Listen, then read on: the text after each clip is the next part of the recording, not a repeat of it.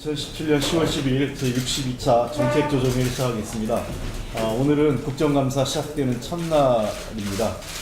국민들의 민생과 그다음에 그 적폐청산, 그다음에 안보 문제에 대해서 더불어민주당이 보다 책임 있는 자세로 임하도록 하겠습니다. 우선 우원식 원내대표 모두 발언 듣겠습니다. 네, 오늘부터 문재인 정부 출범 후에 첫 번째 국정감사가 시작됩니다. 오늘 이 자리도 우리 부대표 또 정책위 부의장께서 많이 못 나오셨는데, 이게 바로 우리 당이 이번 국정감사에 임하는 저희들의 자세를 반영하고 있는 것이다, 이렇게 생각합니다. 이번 국정감사는 과거 정부의 민생 파탄 그리고 국기문란을 바로잡을 수 있는 국정감사인 만큼 소속 의원들이 어느 때보다 결연한 자세로 임할 것으로 기대합니다. 국민들의 먹고 사는 문제를 해결해가는 토대를 마련하고 북의 도발로부터 국민의 생명과 안전을 지키는 민생 제1국감, 안보 우선 국감이 될 수 있도록 최선의 노력을 다해 나가겠습니다.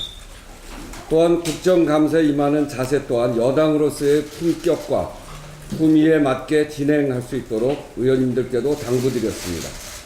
김영란법 시행 중인 만큼 피감기관으로부터 법령에 저촉되는 편의 등이 없도록 각별히 유념할 것과, 올해 국정감사부터 증인신청 실명제가 도입된 만큼 여야를 막론하고 증인에게 충분한 답변 기회와 망신주기식 질의가 되지 않도록 집권 여당부터 솔선수범해 나가겠습니다.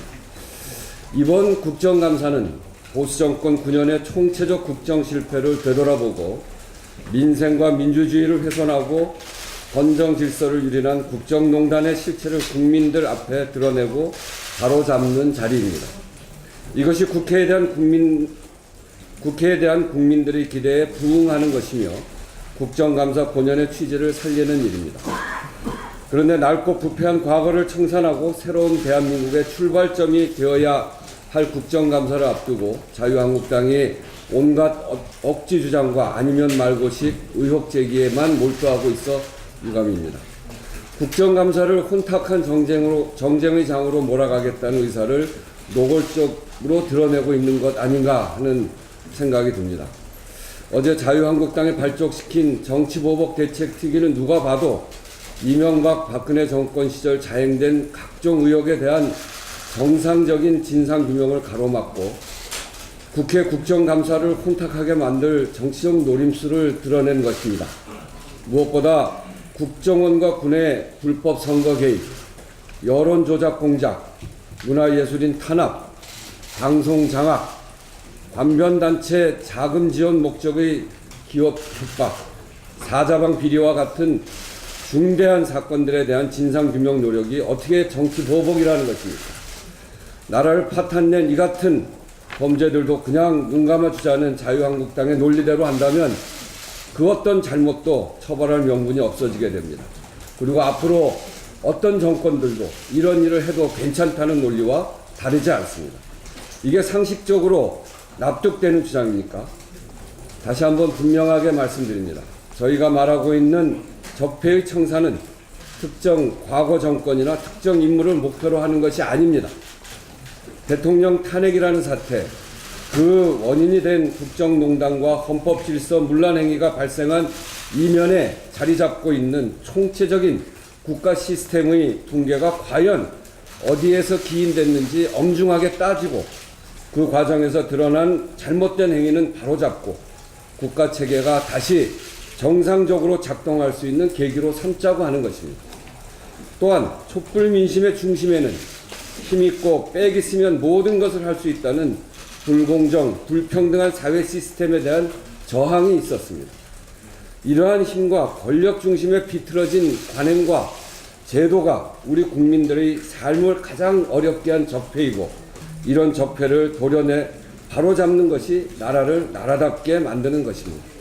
자유한국당은 아무쪼록 국민들이 진정으로 무엇을 기대하는지 잘 살펴보시기 바랍니다. 어제 보도된 신군부의 조직적인 광주민주화운동 은폐 조작은 새로운 대한민국을 만드는 일이 얼마나 절박하고 절실한 것인지를 알려주는 충격적인 사실입니다. 경찰 자체 조사에 의해 마침내 광주 시민을 향한 집단 발포를 정당화하기 위해 경찰 상황일지 등 각종 자료를 조작했다는 사실이 처음 확인됐습니다. 1988년 광주특위 청문회를 대비해서 보안사령관이 주도로 만든 5.11 분석관을 설치하고 발포 명령자, 대량 살상 무기 사용, 사망자 수까지 감추고 조작하기 위한 각종 지시를 내렸다고 합니다. 그리고 이 자료를 1988년 국회 청문회, 95년 검찰 조사, 2007년 과거사 진상조사위원회 조사에 제출했다고 합니다. 광주의 진실이 어디까지 왔는지 여전히 알 수 없고 오직 현재 진행형이라는 사실만이 우리가 알고 있는 전부일지 모른다라고 하는 두려움마저 들게 하고 있습니다. 새로운 대한민국을 만드는 과정에서 과거를 잊자는 주장이 얼마나 위선적이고 불순한 것인지 새삼 깨닫게 됩니다. 민주당은 이미 광주 민주화운동 진상규명을 위한 특별법을 제출한 바가 있습니다. 국민의당도 마찬가지로 당 차원의 진상규명을 약속한 만큼 여야가 합심해서 반드시 이번에는 발포 명령자 등 광주의 진실을 밝히는 일을 완수하겠습니다. 역사를 잊은 민족에게는 미래가 없다라고 말씀하신 단재 신채호 선생의 마음가짐을 다시 새기는 아침입니다. 이상입니다. 네. 다음은 김태년 정책위 의장 모두 발언 듣겠습니다. 예, 오늘부터 국정감사가 시작이 되는데요. 각 상임위별로 현안과 이슈가 아주 많아서 언론인 여러분 취재하시느라 고생이 많으시겠습니다. 좋은 보도를 부탁드리겠습니다. 어제 대통령 직속 4차 산업혁명위원회가 출범하고 문재인 대통령 주재로 1차 회의를 진행을 했습니다. 새 정부가 지향하는 사람 중심 경제는 첫째, 일자리와 소득 주도 성장, 두 번째, 혁신 성장, 그리고 세 번째, 공정 경제를 일자리와 소득 주도 성장, 혁신 성장, 공정 경제를 3대 축으로 한다는 점을 명확하게 했고, 특히 혁신 성장이 경제 성장을 위한 핵심 전략이라는 것을 강조했습니다. 아울러 혁신적인 창업과 신산업 창출이 이어지는 활력 넘치는 경제를 만드는 것이 목표라고 밝혔습니다. 우리 경제가 저성장 고착화의 위기를 벗어나 활력을 되찾고 한 단계 더 도약하기 위해서는 혁신 성장에 국가 역량을 집중해야 합니다. 그동안 일부 특정 산업, 소수 대기업에 의존해왔던 불균형한 성장 전략은 한계에 달했고 새로운 미래를 기약하기 어렵습니다. 혁신 성장을 위한 기술과 생산성 혁신은 대기업의 울타리를 넘어 중소, 벤처기업과 다양한 산업 부문에서 활발하게 이루어져야 합니다. 창의적인 신기술, 분야를 넘나드는 융복합, 새로운 아이디어를 바탕으로 하는 혁신적인 창업이 활성화되어야 하고 이러한 창업, 중소, 벤처기업이 견실하게 성장해서 산업 경쟁력이 향상되고 신산업이 창출되면 고용도 증가하게 됩니다. 그러나 우리의 창업 환경은 신기술과 아이디어를 가진 사람들의 도전을 충분히 뒷받침하고 있지 못합니다. 창업을 위한 자금 조달이 어려운 것은 물론이고 실패할 경우에는 다시 일어서기가 매우 어렵습니다. 도전 정신과 기업가 정신이 충만하더라도 물적 담보가 없으면 기술과 신용만으로는 필요한 자금을 조달한다는 것은 구두선에 불과한 것이 현실입니다.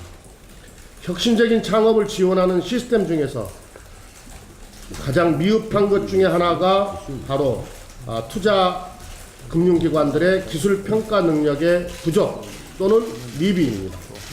지금까지 금융기관의 투자 및 대출 관행은 위험을 감내한 대가로 합당한 수익을 얻는 것이 아니라 담보대출의 수준에서 속된 말로 땅 짚고 헤엄치기 식으로 이루어진 측면이 많습니다. 혁신성장을 위해서는 자금과 담보 능력은 부족하더라도 우수한 기술과 무형자산을 가진 창업, 중소, 벤처기업이 성장할 수 있는 기술평가 시스템과 이를 수용할 수 있는 금융 시스템이 구축되어야 합니다. 기술의 가치를 제대로 평가하는 시스템이 구축되어야만 창업 활성화는 물론이고 시장을 통한 자발적인 구조조정, 기업의 가치를 제대로 평가받는 M&A가 이루어질 수 있습니다. 그리고 금융기관들도 크라우드 펀딩, 핀테크, AI 등 변화된 환경과 글로벌 시대의 생존을 위해서 금융 시스템을 혁신해야 합니다. 더불어민주당과 문재인 정부는 기술평가 시스템과 금융 시스템을 혁신해서 대한민국을 혁신 친화적 창업 국가로 만들겠습니다. 제가 19대 때는 교문위에서 4년간 활동을 했었고 또 2년은 교문위 간사로 일을 했었습니다. 당시에 역사교과서 국정화가 얼마나 시대에 뒤떨어져 있고 몰역사적인 또 교육을 얼마나 황폐화하는 것인지에 대하여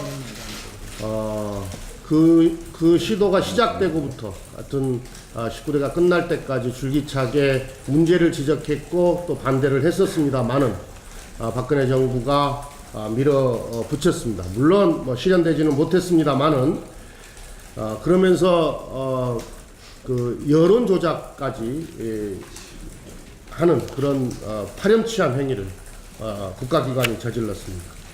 이번에 교육부 이 자체 조사를 통해서 이 여론 조작까지 서슴없이 자행한 박근혜 정부의 추악한 민낯이 낱낱이 다 드러나고 있습니다. 잘 아시지만 교육부 문서보관실에 보관되어 있는 찬반 의견서 103박스 가운데 무려 53박스가 4만여 장 됩니다. 일괄 출력물 형태의 의견서였고 찬성 의견서 중 26박스는 4종류의 동일한 양식이 반복되었습니다. 형식 요건을 충족한 찬성 의견 제출자는 4,374명이었는데 그중 1,613명은 서울시 영등포구 신길 5동 땡땡땡 번지라는 동일한 주소를 사용한 것으로 드러났습니다. 심지어 이름에 이완용, 박정희를 적은 것도 있었고 전화번호를 경술국치, 박정희 전 대통령 사망일로 적은 것도 있었습니다. 이는 박근혜 정부 당시 청와대와 국정원 그리고 교육부가 조직적으로 개입해 국정화 여론 조작을 했을 가능성을 여실히 보여주는 것으로 철저한 검찰 조사와 책임자 규명 그리고 처벌이 이루어져야 합니다. 역사교과서 국정화는 대표적인 교육 적폐로 마땅히 청산되어야 할 지난 정부의 과오입니다. 그런데 우리가 청산해야 할 적폐가 비단 교육부에만 있는 것이 한정된 것이 아닙니다. 국민적 동의 없는 일본군 위안부 합의, 문학의 블랙리스트, 언론 적폐, 4대강 및 가습기 살균제 참사 등 지난 9년간 쌓여온 적폐 더미가 각 부처에 전방위로 퍼져 있습니다. 더불어민주당은 오늘부터 시작되는 국정감사를 통해 부처별 적폐 청산을 위해 최선의 노력을 다할 것입니다. 민생 제1국감, 안보 우선 국감과 더불어 박근혜 정부의 적폐를 깨끗이 청산하고 새롭게 태어나는 계기가 될 수 있도록 정부도 적극 협조해 주기 바랍니다. 이상. 네, 오늘 공개 발언을 여기까지 하겠습니다. 오늘부터 시작되는 국감에 우리 당은 전화와 보시고요.